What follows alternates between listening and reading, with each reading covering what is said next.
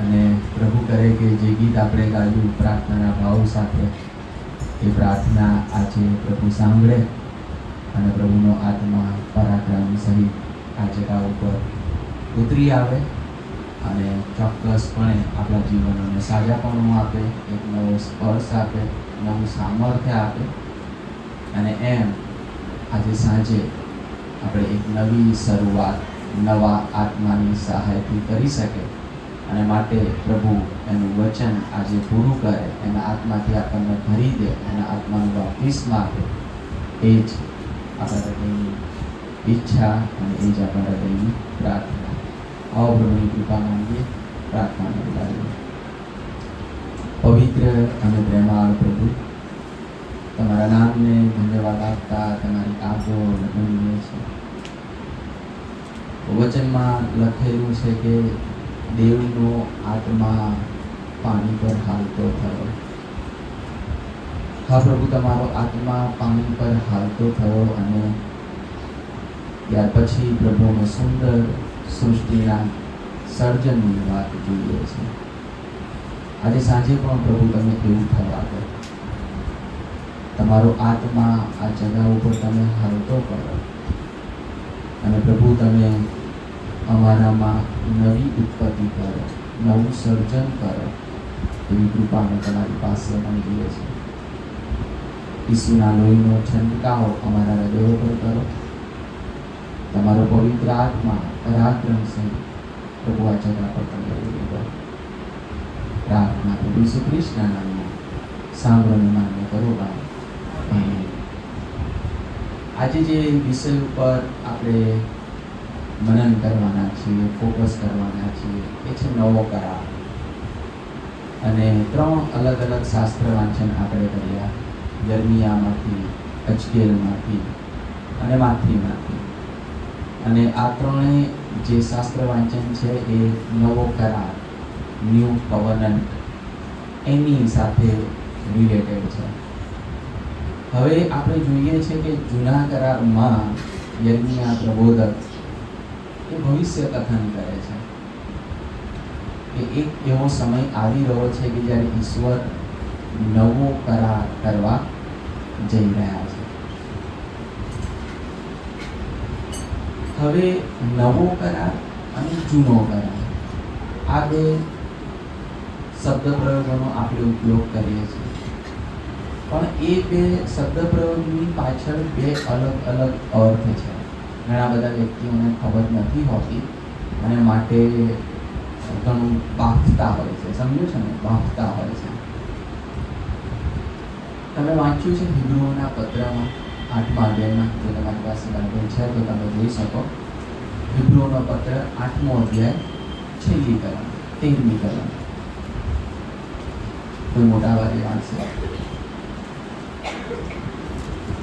નવો કરાર એવું કહીને તેણે પહેલા કરારને જૂનો કરાવ્યો છે.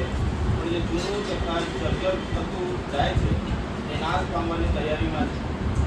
ધ્યાનથી સાંભળો. શું લખ્યું છે? તો નવો કરાર એવું કહીને તેણે પહેલાને જૂનો ઠરાવ્યો છે, એ જાહેર કર્યો છે. અને પછી લખ્યું છે કે જે જૂનું છે એ નાશ પામવાની અણીમાં છે, એ જર્જર થતું જાય છે. કેટલાક સેવકો નથી સમજતા કે બાઇબલ અહીંયા શું કહેવા માંગે છે, અને પછી એવો ખુલાસો કરી નાખે, એવો સંદેશો આપે, આપણે નવા કરારના લોકો છીએ, જૂના કરારની સાથે આપણે કોઈ સંબંધ નથી. સાંભળ્યું છે એવું? મારું એવા સેવકોને ખાલી એક જ નાનકડી સલાહ કે જો તમારી પાસે પૂરતું જ્ઞાન ના હોય તો તમારી મૂર્ખતાનું પ્રદર્શન કરવા માટે અધીરા ના બનશો, આતુર ના બનશો. અલગ છે, કોન્ટેક્સ આખો અલગ છે. જૂનો કરાર, નવો કરાર, મેં કહ્યું એ પ્રમાણે 2 અલગ અલગ અર્થ એની સાથે જોડાયેલા છે. પહેલો જે અર્થ છે એ છે જૂનો કરાર આપણે કોને કહીએ છીએ? તો ઉત્પત્તિથી માલાખી સુધીના પુસ્તકો. નવો કરાર કોને કહીએ છીએ? માથીથી પ્રકટીકરણ સુધીના પુસ્તકો. એટલે જે લોકો ખાલી આ એક જ અર્થ જાણે છે ને, એ લોકો હિબ્રુઓને પત્ર 8મો અધ્યાય અને 13મી કલમ પરથી કયા કન્ક્લુઝન પર આવે છે? જૂનો કરાર આપણો તો નવો કરાર છે. આપણે તો નવા કરારના લોકો છીએ. માથેથી પ્રકટીકરણ સુધીની વાત કરી, ખરું? પણ તમે વિચારો, થોડા તાર્કિક બનો. આપણું ધર્મ પુસ્તક કયું છે? નવો કરાર, જૂનો કરાર? શું કહીએ છીએ આપણે આપણા ધર્મ પુસ્તકમાં? બાઇબલ. બાઇબલ એટલે 66 પુસ્તકો. બાઇબલ એટલે જૂના કરારના 39 પુસ્તકો પ્લસ નવા કરારના 27 પુસ્તકો. ઉત્પત્તિથી પ્રકટીકરણ સુધી જે છે ને એને આપણે શું કહીએ છીએ? બાઇબલ. મારું ધર્મ પુસ્તક તો બાઇબલ છે, સમજ્યો છો? અને આપણું દરેકનું ધર્મ પુસ્તક બાઇબલ છે. એટલે પેલી જે સમજણ છે ને કે જૂનો કરાર રદ થયો, સમજો છો, એ હવે આપણા માટે મહત્વનો નથી. હિબ્રુઓના પત્ર 8મા અધ્યાય 13મી કલમમાં એવું કહેવા નથી માંગતા, પણ ત્યાં અર્થ કંઈક બીજો છે. ચોક્કસ જૂનો કરાર રદ થયો છે અને હવે એ જૂના કરારની આપણને જરૂર નથી. પણ કયો કરાર? શું કહેવા માંગે છે બાઇબલ? તો જૂના કરારમાં આપણે જોઈએ તો પાપોની માફીને માટે એક ચોક્કસ વ્યવસ્થા હતી. લોહી વેવડાવવાની વાત. કોનું લોહી? તો કે ઘેટાનું, બકરાનું. બરાબર? જૂના કરારના સમયમાં એ વ્યવસ્થા હતી જે સિનાઈ પર થયો. અને પછી સિનાઈ પર ઈશ્વરે એ વ્યવસ્થા આપી કે પાપોની માફીને માટે ઘેટાનું લોહી, બકરાનું લોહી. યર્મિયા કહે છે કે એ રદ થવાનું છે હવે. સમજો છો? યર્મિયા 31 અને 31. હવે એ રદ થવાનું છે. નવો કરાર થવા જઈ રહ્યો છે. અને નવા કરારમાં પ્રભુ ઈસુ ખ્રિસ્ત ફરીને એક વખત યર્મિયાના એ શબ્દોને ટાંકે છે છેલ્લી મેજ વખતે, બરાબર ને? લાસ્ટ સપર વખતે. અને ઈસુ શું કહે છે? આપણે શાસ્ત્ર વાંચન કર્યું, આ પ્યાલો મારા રક્તમાં નવો કરાર છે. જૂના કરારમાં ઘેટાનું લોહી, બકરાનું લોહી.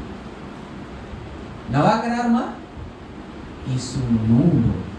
એટલે બાઇબલ જે કહેવા માંગે છે કે હવે આપણે એ ઘેટાના કે બકરાના લોહીની જરૂર નથી. ઈસુનું લોહી ઇનફ છે. ઈસુનું લોહી પૂરતું છે. બીજું હવે આપણે જાણવું જોઈએ કે હિબ્રુઓનો પત્ર બેઝિકલી કોને લખવામાં આવ્યો? હિબ્રુ જે છે એટલે કે યહૂદીઓને. યહૂદીઓમાંથી જે ખ્રિસ્તીઓ થયા એમને લખવામાં આવ્યો. એટલે સ્વાભાવિક છે કે વંશ પરંપરાગત એ લોકો પેલી કસ્ટમને ફોલો કરતા હતા. અર્પણ, પાપ થાય એટલે અર્પણની વાત આવે, ઘેટાની વાત આવે, બકરાની વાત. અને હવે એ કસ્ટમને એ લોકો બાળપણથી ફોલો કરતા હતા. ઘણા બધા વર્ષોથી ને સદીઓથી ફોલો કરતા હતા. અને હવે એ પ્રથાને ફોલો નથી કરવાની. હવે ઘેટાના લોહીની, બકરાના લોહીની જરૂર નથી, કારણ કે ઈસુનું લોહી વેવડાવવામાં આવ્યું છે. અને માટે હિબ્રુઓના પત્રમાં એ યહૂદી ખ્રિસ્તીઓને કે જેમને મનમાં પ્રશ્ન છે, સમજો છો, એ પ્રશ્નનું સમાધાન કરવાને માટે, એ પ્રશ્નનો જવાબ આપવાને માટે લેખક એવું કહે છે, નાઉ વી ડુ નોટ નીડ. હવે આપણે એ ઘેટાનું લોહી, એ બકરાનું લોહી, હવે આપણને એની અગત્ય નથી, કારણ કે ઈસુએ પોતાનું લોહી વેવડાવ્યું છે. હિબ્રુઓના પત્ર વાંચો, ખૂબ જ સુંદર છે. હિબ્રુઓના પત્રનો લેખક કહે છે કે જૂના સમયમાં શું થતું હતું? તો કે યાજક અર્પણ ચડાવે. વાંચ્યો છે ને જૂનો કરાર? અર્પણ ચડાવે અને પછી લોહી લઈને ક્યાં જાય? તો કે મંદિરમાં જાય, પરમ પવિત્ર સ્થાનમાં જાય. હિબ્રુઓના પત્રમાં લેખક બહુ સુંદર કહે છે કે નવા કરારનો આપણો જે યાજક છે, હી ઇઝ ડિફરન્ટ, એ અલગ છે. એ ઘેટાનું લોહી, બકરાનું લોહી લઈને પરમ પવિત્ર સ્થાનમાં નથી જતો, પણ એ પોતાનું, ઈસુ પ્રમુખ યાજક તરીકે પોતાનું બલિદાન આપે છે, પોતાનું લોહી લઈને પરમ પવિત્ર સ્થાનમાં જાય છે કે જેથી તમને ને મને પાપોની માફી મળે. સમજો છો? માટે ઉત્પત્તિથી માલાખી રદ નથી થયું. ફરીને એક વખત. ઓકે, શું રદ થયું છે? ઘેટાનું લોહી. શું રદ થયું છે? બકરાનું લોહી. એ કરાર, એ જે પ્રાણીઓનું લોહી હતું એ રદ થયું છે અને પ્રભુ ઈસુ ખ્રિસ્તનું લોહી આજે તમને અને મને પાપોની માફી આપે છે. હવે બીજી એક સુંદર જે વાત, યર્મિયાનું પુસ્તક જે આપણે વાંચ્યું ને 31મો અધ્યાય 31મી કલમથી આગળ, તો ત્યાં તમે વાંચો તો લખ્યું છે કે નવો કરાર ઈશ્વર કરવા જઈ રહ્યા છે અને પછી ઈશ્વર કહે છે કે પહેલાના જેવો નહીં હોય. એ પહેલાના જેવો નહીં હોય. કારણ કે પહેલા કરારમાં શું થયું? તો કે મેં તમને આજ્ઞાઓ આપી, મેં તમને નિયમો આપ્યા, મેં તમને કાયદા કાનૂનો આપ્યા, પણ તમે પાળ્યા નહીં. ઈશ્વર કહે છે કે આ નવો કરાર જે હું કરવા જઈ રહ્યો છું એ કરાર એવો હશે કે તમે મારી આજ્ઞાઓ પાળશો. સમજવાનો પ્રયત્ન કરજો.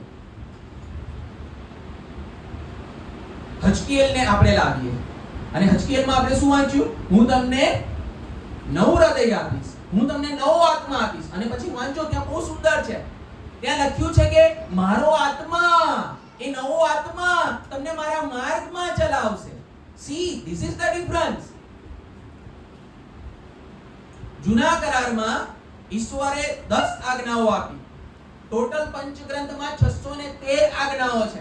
એ આજ્ઞાઓ ઈશ્વરે ઇસ્રાએલ પ્રજાને આપી. ઇસ્રાએલ પ્રજાએ પાળવાનો પ્રયત્ન કર્યો, પણ at the end of the day એમને ખબર પડી કે અમે પાળી શકતા નથી. તો હવે ધ્યાનથી સાંભળજો. શા માટે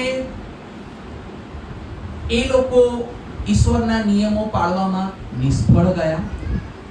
તો એના માટે ફરીને એક વખત આપણે વાડીમાં જવું પડે. ઉત્પત્તિ 3 અધ્યાયમાં જવું પડે. બાઇબલ બહુ સ્પષ્ટ કહે છે કે ઈશ્વરે માણસને એની પ્રતિમામાં બનાવ્યો, એના નેચરમાં બનાવ્યો, એના સ્વભાવ પ્રમાણે બનાવ્યો. ઈશ્વર પવિત્ર છે, ઈશ્વરે માણસને પવિત્ર બનાવ્યો. પણ જ્યારે પાપ પ્રવેશ કરે છે ને ત્યારે માણસનો સ્વભાવ કરપ્ટ થાય છે. હવે માણસમાં બે સ્વભાવ આવે છે. ઈશ્વરનો પવિત્ર સ્વભાવ પણ છે અને સાથે એ પાપનો જે સ્વભાવ છે એ પણ માણસમાં આવે છે, હાવી થાય છે અને રાજ કરે છે. અને માટે પાઉલ નવા કરારમાં બહુ સુંદર કહે છે, પાપનું દાસત્વ વાંચ્યું છે ને, પાપનું દાસત્વ. એ કહે છે કે તમે પાપની ગુલામીમાં હતા. શું છે ગુલામી? શું છે દાસત્વ? વ્યક્તિ પોતે સ્વૈચ્છિક નિર્ણય કરી શકતો નથી. માલિક જે કે એ દાસે કરવાનું છે. પાઉલ કહે છે કે માલિક કોણ હતો? પાપ તમારો માલિક હતો. તમે એના દાસ હતા. પાપ તમને જે કહેતું હતું એ તમે કરતા હતા, કારણ કે તમે પાપના બંધનમાં હતા, તમે પાપના દાસત્વમાં હતા. તો પછી હવે એ થાય કે 10 આજ્ઞાઓ આપવામાં કેમ આવી જો આપણે પાળી જ નતા શકવાના? ખરું ને?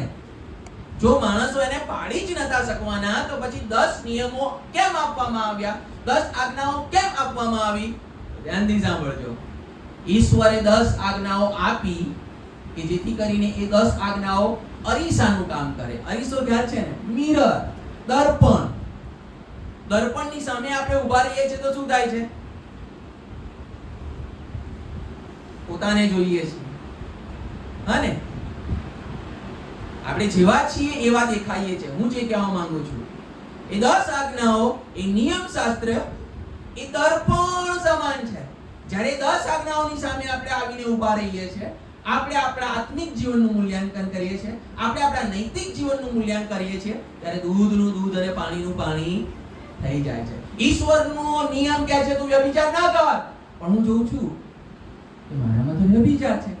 ઈશ્વરનો નિયમ કહે છે કે તું ખૂન ન કર, પણ પછી મને ખબર પડે છે કે મેં તો બહુ ખૂન કર્યા છે. ખૂન એટલે પેલા ખૂન નહીં, પણ તમે પ્રભુ ઈસુ ખ્રિસ્તને વાંચ્યા છે ને? ગિરી પ્રવચન માંથી 5 થી 7 ઈસુ ખૂનની બહુ ગજબની ડેફિનેશન આપે છે. કોઈના ઉપર અમથો ગુસ્સો કરવો એ પણ શું છે? ખૂન છે. વાંચ્યું છે ને? નથી વાંચ્યું તો ઘરે જઈને વાંચજો. માથીની લખેલી સુવાર્તા 5, 6 ને 7 એ ગિરી પ્રવચન છે. એમાં ઈસુએ એનો ખુલાસો કર્યો છે. વ્યભિચાર તો કહે છે કે ખાલી બહુ ગજબ છે નહીં? આપણને એવું થાય કે કેમનું આપણે ફોલો કરી શકીએ? ખાલી કે મનમાં વિચાર કરો ને, ખોટી દ્રષ્ટિથી જુઓ, એ પણ શું છે? વ્યભિચાર છે. ઈસુ એ બધા નિયમોનો ત્યાં ખુલાસો આપે છે. હવે એ નિયમો દર્પણની જેમ કામ કરે છે, મિરરની જેમ કામ કરે છે, અરીસાની જેમ કામ કરે છે. જ્યારે આપણે 10 આજ્ઞાઓની આગળ આવીને ઊભા રહીએ છીએ ત્યારે હું જોઉં છું કે હા, મેં તો આ નિયમ તોડ્યો છે, મેં તો આ નિયમ તોડ્યો છે, મેં તો આ નિયમ તોડ્યો છે. મારામાં વ્યભિચાર છે, મારામાં ગુસ્સો છે, મારામાં જૂઠ છે, મારામાં અસત્ય છે, મારામાં લોભ છે. મેં ઘણા બધા બીજા ઈશ્વરો કર્યા છે. આમ એક જ ઈશ્વર છે આપણો. પણ આપણે ખ્યાલ છે ને, કોઈકના ઉપર ભરોસો મૂકીએ તો એ આપણો શું બની જાય છે? ઈશ્વર બની જાય છે. અને માટે પ્રભુ નથી ઈચ્છતા કે આપણે કોઈ વ્યક્તિ ઉપર ભરોસો મૂકીએ, કારણ કે જાણતા અજાણતા શું થઈ જાય છે? એ આપણો ઈશ્વર થઈ જાય છે. મૂર્તિ પૂજા, આપણે તો કદી મૂર્તિ પૂજા નથી કરી, પણ ઘણી બધી વખત બને કે અમુક બાબતોને આપણે વધારે પડતું પ્રાધાન્ય આપી જાય અને એ બાબત આપણા માટે જાણતા અજાણતા શું બની જાય? મૂર્તિ બની જાય. એટલે જ્યારે આપણે 10 આજ્ઞાઓનો અભ્યાસ કરીએ, એના ઉપર મનન કરીએ, ત્યારે આપણને ખ્યાલ આવશે. પર્સનલી જો હું કહું તો એ 10 આજ્ઞાઓના અરીસાની સામે જ્યારે હું ઊભો રહું છું ત્યારે મને ખબર પડે છે હું તો આ બધામાં નિષ્ફળ છું. મિરરની જેમ કામ કરે છે, અરીસાની જેમ કામ કરે છે, દર્પણની જેમ કામ કરે છે. અને પછી જ્યારે મને મારા પાપનું ભાન થાય, મને જ્યારે ભાન થાય કે હું તો માંદો છું, ખરું ને? આપણે ડોક્ટરની પાસે જઈએ છીએ ને એટલે 2 સ્ટેજમાંથી પસાર થઈએ છીએ. ખ્યાલ છે? નિદાન અને સારવાર બંને અલગ અલગ છે. નિદાન અને સારવાર. પહેલા શું થાય? માંદા છીએ, આ છે, તે છે, ડોક્ટરની પાસે જઈને પછી નિદાન કરવામાં આવે. અત્યારે તો પરિસ્થિતિ અલગ છે, પણ ખરેખરમાં જે સારા ડોક્ટરો હતા ભૂતકાળમાં, આપણને ખ્યાલ છે કે ઘણી સારી એવી પ્રોસેસમાંથી આપણને પસાર કરે, એ રિપોર્ટ્સ કરવામાં આવે અને પછી ખબર પડે કે આને કયો તાવ છે, આને કઈ બાબત છે, આને શું એ માંદગીને શોધવામાં આવે કે બેઝિકલી માંદગી કઈ છે. હા ને? નિદાન થાય. નિદાન કર્યા પછી બીજા સ્ટેજમાં ડોક્ટર શું કરે? દવા કરે, સારવાર કરે. સી બાઇબલમાં પણ એક બાબત કહેવામાં આવી છે, સર્વપ્રથમ ઈશ્વર આપણું નિદાન કરે છે. ઈશ્વર આપણને કહે છે કે અરીસાની સામે આવીને ઊભા રહો, એક્સ-રે ની સામે આવીને ઊભા રહો, દૂધનું દૂધ અને પાણીનું પાણી એ થઈ જશે. તમને તમારી માંદગીનું ભાન થશે, તમને તમારી બીમારીનું ભાન થશે, તમને તમારા પાપનું ભાન થશે. અને એ ભાન થયા પછી ઈશ્વર આપણને મૂકી નથી દેતા. ઓકે, આપણને આપણી બીમારીનું, આપણા પાપનું, આપણી માંદગીનું ભાન થયા પછી આપણે જ્યારે અરીસામાં બધું ક્લિયર જોઈએ છે, ચોખ્ખું જોઈએ છે, પછી પાઉલ કહે છે નિયમશાસ્ત્ર બાળ શિક્ષક તરીકેનો રોલ પણ ભજવે છે. નિયમશાસ્ત્ર મિરર તરીકેનો રોલ ભજવે છે. આપણને બધું બતાવે છે કે તારા હૃદયમાં શું છે, અને એ જ નિયમશાસ્ત્ર શિક્ષક તરીકેનો રોલ ભજવે છે. શિક્ષક શું કરે? દોરવણી આપે, માર્ગદર્શન આપે. નિયમશાસ્ત્ર પણ દોરવણી આપે છે, માર્ગદર્શન આપે છે.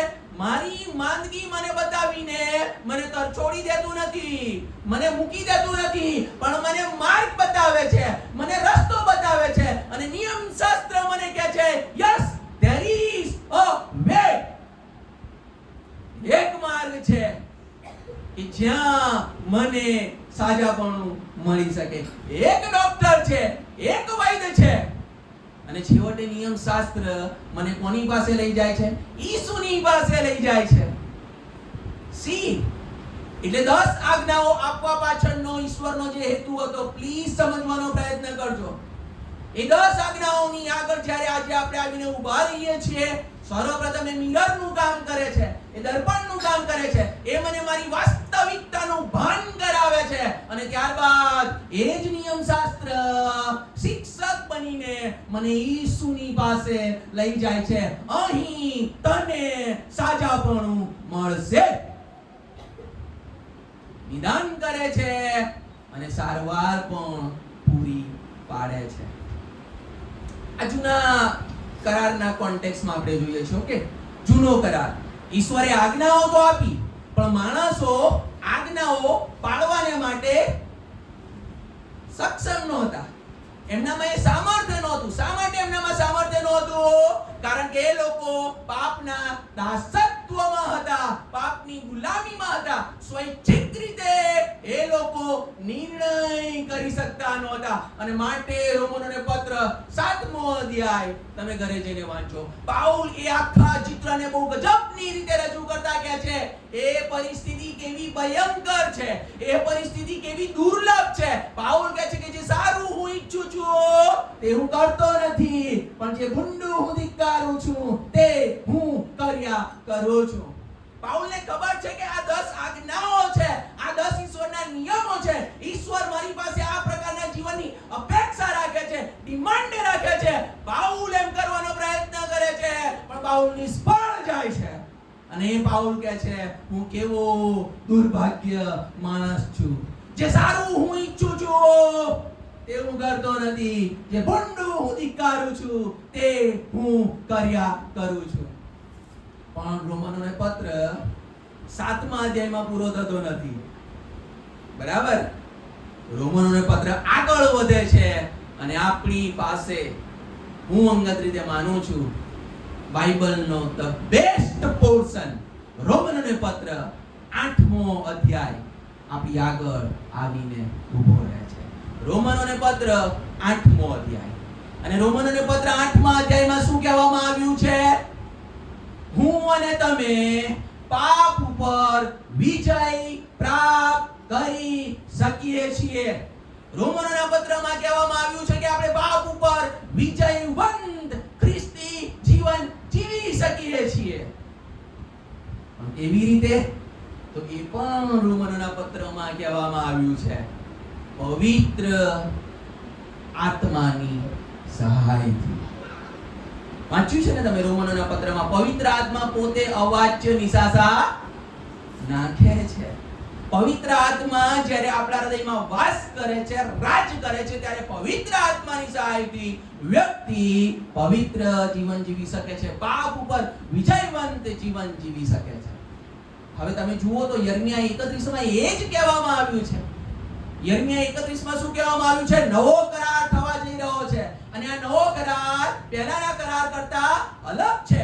પહેલાના કરારમાં તમે આજ્ઞાઓ પાળવાને માટે સમર્થ નહોતા, પણ જે નવો કરાર થઈ રહ્યો છે એ અલગ છે, એ ડિફરન્ટ છે. એ નવા કરારના સમયમાં ઈશ્વર પોતે તમને તેના માર્ગમાં ચલાવશે.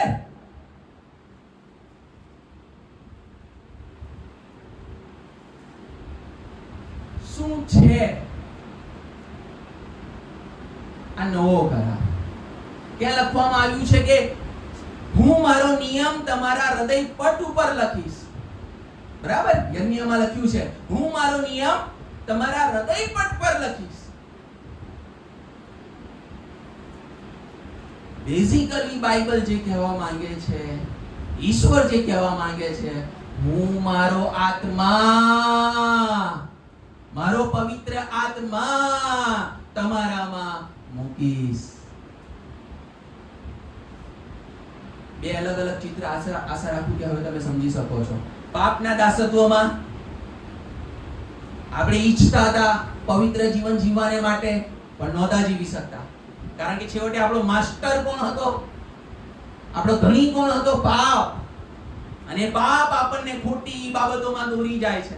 આપણે નથી ઈચ્છતા છતાં પણ એ ગુંડું જીવન આપણે જીવીએ છીએ. પણ બીજી તરફ પાઉલ કહે છે એક બીજું ચિત્ર પણ છે. એ પવિત્ર આત્માના ભરપૂરીપણાની વાત કરે છે. એ પવિત્ર આત્માના બાપ્તિસ્માની વાત કરે છે. એ પવિત્ર આત્માના અભિષેકની વાત કરે છે. એ પવિત્ર આત્માના અંકુશમાં અને કંટ્રોલમાં જીવન જીવવાની વાત પાઉલ રોમનોના પત્ર 8મા અધ્યાયમાં કરે છે. આ છે નવો કરાર. નવા કરારમાં ખાલી પાપોની માફીની વાત નથી. એ તો જૂના કરારમાં પણ હતું. સમજવાનો પ્રયત્ન કરજો, તફાવત સમજવાનો પ્રયત્ન કરજો. પાપોની માફી તો જૂના કરારમાં પણ મળતી હતી, એ ઘેટાના અને બકરાના લોહીથી. પણ નવા કરારમાં સમથિંગ ઇઝ ડિફરન્ટ. નવા કરારમાં કંઈક ઉમેરવામાં આવ્યું છે, કંઈક વધારે આપવામાં આવ્યું છે. ખાલી પાપોની માફી નહીં, પરંતુ પાપોને હરાવવાની વાત અને પાપ ઉપર વિજયવંત જીવવાની વાત નવા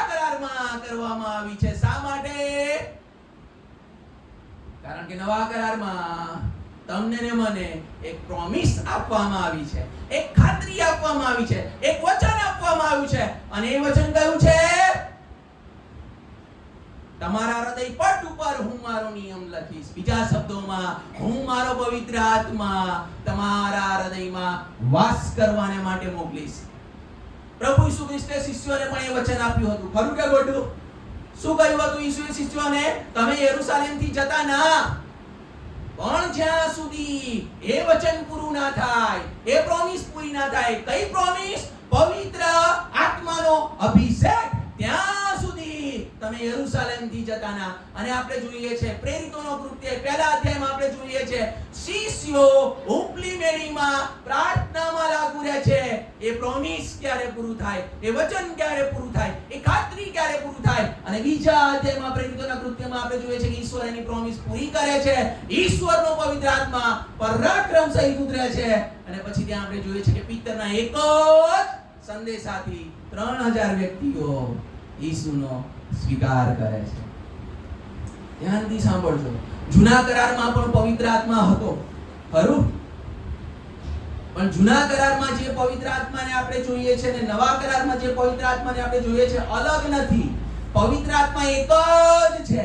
પણ જૂના કરારમાં પવિત્ર આત્માની કામ કરવાની પદ્ધતિ અલગ હતી અને નવા કરારમાં એ જ પવિત્ર આત્માની કામ કરવાની પદ્ધતિ અલગ છે. જૂના કરારમાં શું થતું હતું? પવિત્ર આત્મા આવતો હતો અને જતો હતો. ચોક્કસ કામને માટે આવતો હતો. સામસુનને સામર્થ્ય આપવાને માટે આવતો હતો.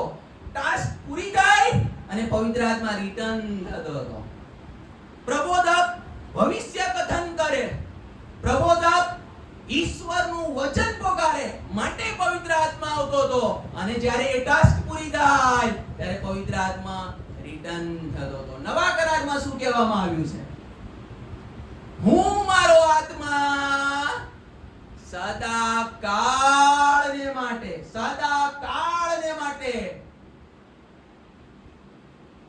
તમને આપું છું. ખ્રિસ્તી વ્યક્તિઓ તરીકે, ધ્યાનથી સાંભળજો, ખ્રિસ્તી વ્યક્તિઓ તરીકે આ ઈશ્વરનું પ્રોમિસ છે. ઈશ્વરે તમને ને મને આ ગજબનું પ્રોમિસ આપ્યું છે કે હું તમને મારા પવિત્ર આત્માનો અભિષેક આપીશ, મારા પવિત્ર આત્માનું બપ્તિસ્મા આપીશ. અને જ્યારે વ્યક્તિને પવિત્ર આત્માનો અભિષેક પ્રાપ્ત થાય છે, જ્યારે વ્યક્તિને પવિત્ર આત્માનું બપ્તિસ્મા પ્રાપ્ત થાય છે, જ્યારે પવિત્ર આત્મા એના ઉપર આવે છે, Hey, I'm ET5 charge. અંકુશ લે છે, કંટ્રોલ કરે છે, ત્યારે એ વ્યક્તિનું જીવન બદલાઈ જાય છે. પવિત્ર આત્મા બેઝિકલી શું કરે છે? બે બાબત પવિત્ર આત્મા કરે છે. ધ્યાનથી સાંભળજો. બે બાબત પવિત્ર આત્મા કરે છે. He inspires and he empowers. એ પ્રેરણા આપે છે અને પરાક્રમ પણ આપે છે. કઈ પ્રેરણા આપે છે? પવિત્ર જીવન જીવવાની. કઈ પ્રેરણા આપે છે? સત્યના માર્ગે ચાલવાની. કઈ પ્રેરણા આપે છે? પડોશીને મદદ કરવાની. કઈ પ્રેરણા આપે છે? ભલાઈના માર્ગ પર ચાલવાની. પણ પ્રેરણા આપીને એ આપણને મૂકી દેતો નથી. પ્રેરણા આપ્યા પછી પવિત્ર આત્મા આપણને પરાક્રમ પણ આપે છે કે જેથી કરીને આપણે પવિત્ર જીવન જીવી શકીએ. આ છે તફાવત. જૂના કરારમાં વ્યક્તિઓને એ પવિત્ર આત્માનું સામર્થ્ય પ્રાપ્ત નહોતું થયું. એ પવિત્ર આત્માના સામર્થ્યથી એ લોકો એ ચોક્કસ પ્રકારનું જીવન જીવી ના શક્યા. કારણ કે પવિત્ર આત્મા એ રીતે એ સમયમાં અવેલેબલ નહોતો. પણ ઈશ્વરનું વચન કહે છે કે નવા કરારના સમયમાં હું કંઈક નવું કરવાની જઈ રહ્યો છું. મારો પવિત્ર આત્મા પરાક્રમ સહિત હું દરેક મારા વિશ્વાસીને આપવા જઈ રહ્યો છું. મારો પવિત્ર આત્મા જ્યારે કોઈ વ્યક્તિ ઉપર આવશે ત્યારે મારો પવિત્ર આત્મા એને પ્રેરણા આપશે, મારો પવિત્ર આત્મા એને પરાક્રમ આપશે અને મારા પવિત્ર આત્માના સામર્થ્યથી અને પરાક્રમથી વ્યક્તિ પવિત્ર જીવન જીવશે. વ્યક્તિ 10 આજ્ઞાઓની આધીનતામાં ચાલશે. શાસ્ત્ર 23 ખૂબ જ જાણીતી કલમ છે. પોતાના નામની ખાતર તે મને ન્યાયપણાને માર્ગે ચલાવે છે. ધ્યાનથી સાંભળજો. દાઉદ કોણ હતો? એને પવિત્ર આત્માનો અભિષેક મળ્યો હતો, બરાબર ને? બાઇબલમાં લખ્યું છે કે જ્યારે એનો અભિષેક સમુએલ કરે છે ત્યારે પવિત્ર આત્મા પરાક્રમ સહિત દાઉદ ઉપર ઉતરે છે. એ દાઉદે આ અનુભવ કર્યો હતો. કયો અનુભવ? એ પવિત્ર આત્મા એને પ્રેરણા આપતો હતો અને પવિત્ર આત્મા એને પરાક્રમ આપતો હતો. અને માટે તમે જુઓ દાઉદ શું કહે છે? પોતાના નામની ખાતર તે મને ન્યાયપણાને માર્ગે ચલાવે છે. સમજવાનો પ્રયત્ન કરજો. દાઉદ એમ નથી કહેતો કે હું બીજા બધા કરતા સારો છું. સમજો છો ને? હું બીજા બધા કરતા વિશેષ છું, હું ન્યાયપણાના માર્ગે ચાલું છું. દાઉદ એવું કહે છે? વાંચો તમે બાઇબલ, ક્યાંથી વાંચો. દાઉદ એમ નથી કહેતો કે હું ચાલું છું. દાઉદ શું કહે છે? તે ચલાવે છે. ફરક છે. પોતાના નામની ખાતર તે મને ન્યાયપણાને માર્ગે ચલાવે છે. આ છે પવિત્ર આત્માનું કામ. પાપના દાસત્વમાં જ્યાં સુધી આપણે છીએ ત્યાં સુધી આપણે આજ્ઞાની આધીનતામાં આવી શકતા નથી. પણ જ્યારે આત્માના આચ્છાદન હેઠળ આવીએ છીએ, જ્યારે આત્માનો અભિષેક પ્રાપ્ત થાય છે, ત્યારે ઈશ્વરનો પવિત્ર આત્મા આપણને પ્રેરણા આપે છે, આપણને પરાક્રમ આપે છે, આપણને ઇન્સ્પાયર કરે છે અને આપણને એમ્પાવર પણ કરે છે, કે જેથી કરીને આપણે પણ દાઉદના અનુભવમાં આવીએ અને કહીએ પોતાના નામની ખાતર તે મને ન્યાયપણાને માર્ગે ચલાવે છે. ક્યાં ચાલીએ છીએ આજે આપણે?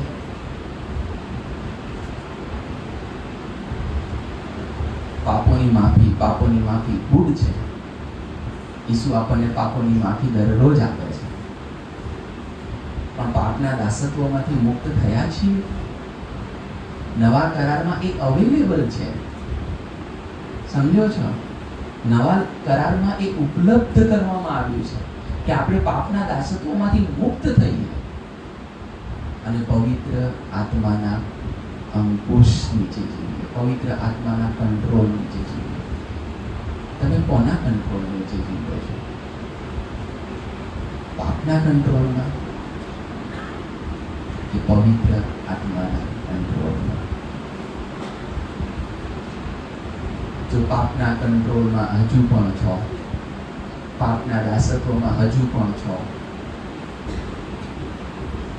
સંઘર્ષ ચાલ્યા કરતો હશે, મને ખબર છે, હું એમાંથી પસાર થયો છું. અહીંયા સંઘર્ષ ચાલ્યા કરે બે સ્વભાવ વચ્ચે. સમજો છો ને?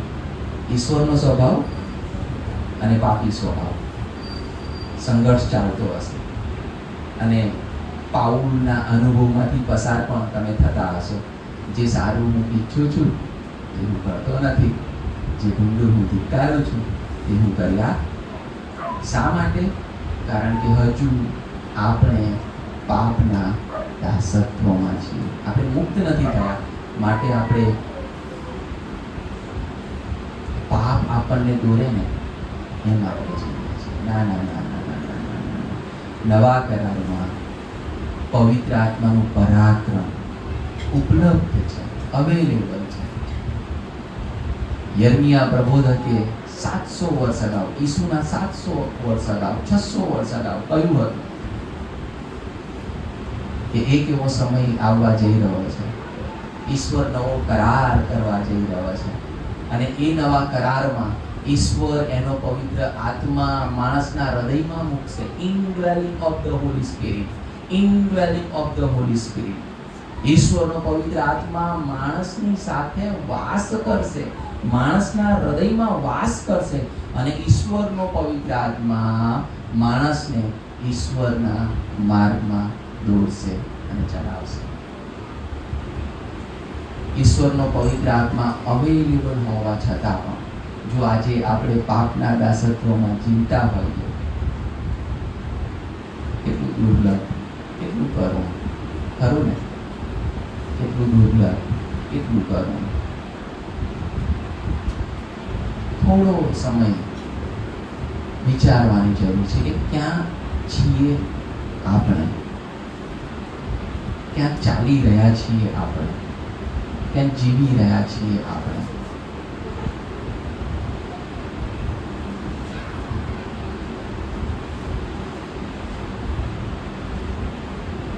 આપણે જીવીએ છીએ લોકોની મધ્યે, પણ બીજા લોકોને આપણું જીવન જોઈને એવું લાગે છે કે આ અલગ છે? લાગે છે કે પછી આપણા જેવો જ છે, કે આપણા જેવી જ છે? હા ને, અન્ય ધર્મી મિત્રોની મધ્યે રહેતા હોઈએ, કામ કરતા હોઈએ, છે કંઈ તફાવત? છે કંઈ અજોડતા, યુનિકનેસ, અલગતા? નથી ને. એનો અર્થ એ કે એ પવિત્ર આત્માના ભરપૂરીપણામાં નથી ચાલતા, એ પવિત્ર આત્માના કંટ્રોલમાં નથી ચાલતા, એ પવિત્ર આત્માના અંકુશમાં નથી જીવતા. જ્યારે વ્યક્તિ પવિત્ર આત્માના અંકુશ હેઠળ ચાલે છે, એના ધોરણો બદલાઈ જાય છે, એની વિચારધારાઓ બદલાઈ જાય છે, એની આઈડિયોલોજીસ બદલાઈ જાય છે, અલગ જ જીવન જીવે છે. અને પછી હજારનું ટોળું હોય ને, હજારનું ટોળું, તો પણ પેલો વ્યક્તિ અલગ પડે. અને આખું ટોળું નહોતું, એમ આખું ટોળું ન, આ અલગ છે. કેમ અલગ છે? કારણ એ વ્યક્તિ પવિત્ર આત્માના અંકુશ હેઠળ જીવી રહ્યો છે. આપણું જીવન આજે કોઈ ઇન્ફ્લુઅન્સ નથી પાડી રહ્યું. ઇન્ફ્લુઅન્સ સમજો છો ને, પ્રભાવ નથી પાડી રહ્યું. એનો અર્થ એ કે પવિત્ર આત્માનું પરાક્રમ આપણામાં નથી. એ પવિત્ર આત્માનું પરાક્રમ જો આપણામાં હોય, એ પવિત્ર આત્મા જો આપણા ઉપર હાવી હોય, તો એક ચોક્કસ પ્રકારનું આપણું જીવન હશે, અને એ જીવન બીજાઓ ઉપર પ્રભાવ પાડશે, પાડશે ને પાડશે જ. હજારોના, લાખોના, કરોડોના ટોળામાં લોકો કહેશે આ અલગ છે. જ્યારે આપણે પવિત્ર આત્માના અંકુશ નીચે જીવીશું, ત્યારે ફરી એક વખત નવા કરારના સમયમાં પવિત્ર આત્મા અવેલેબલ છે. શાના માટે અવેલેબલ છે? કે જેથી કરીને આપણે પવિત્ર આત્માના સામર્થ્ય અને પરાક્રમથી ઈશ્વરના માર્ગમાં ચાલીએ, આજ્ઞાની આધીનતામાં ચાલીએ, ન્યાયીપણાને માર્ગે ચાલીએ.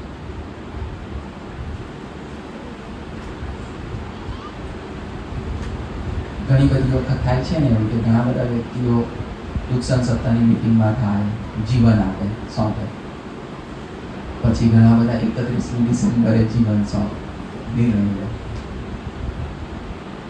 અને થોડાક સમયમાં હતા ત્યાં હા ને. શા માટે? પોતે પ્રયત્ન કર્યો, એને આપણે વખાણમાં તો નથી યાર, પોતે પ્રયત્ન કર્યો. કેમ નિષ્ફળ ગયા? માનવી પ્રયત્ન કર્યો માટે નિષ્ફળ ગયા. ઈશ્વરનો પવિત્ર આત્મા છે, એ પવિત્ર આત્માના સામર્થ્ય, એ પવિત્ર આત્માના પરાક્રમથી એક નવી શરૂઆત કરીશું.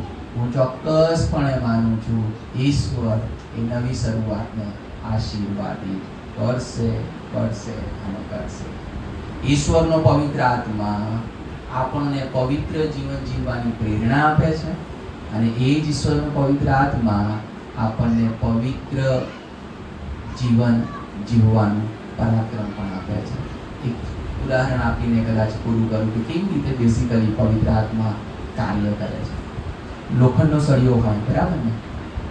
લોખંડનો સળિયો, અને પછી તમે જોયું હશે લુહાર મોટા, એને અગ્નિની ભઠ્ઠીમાં મૂકવામાં આવે તો શું થાય? ગરમ થયા પછી શું થાય છે? એનો રંગ બદલાય છે, લાલ. અગ્નિ લોખંડમાં પ્રવેશ કરે છે, સમજો છો? પછી અગ્નિ લોખંડમાં પ્રવેશ કરે પછી એ લોખંડને ખ્યાલ છે ને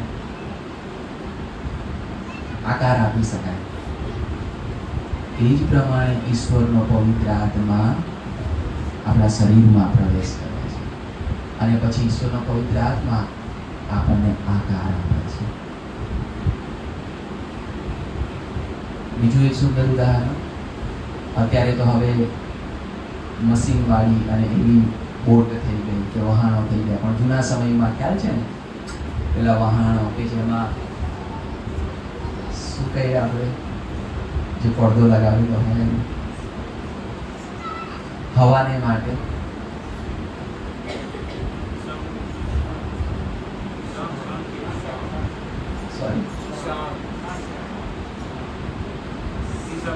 સોરી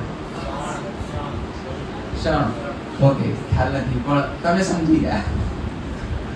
જે કપડનો પડદો હોય, નામ એક્ઝેક્ટલી નથી યાદ આવતું. ઓકે, તો શું થાય છે? પવન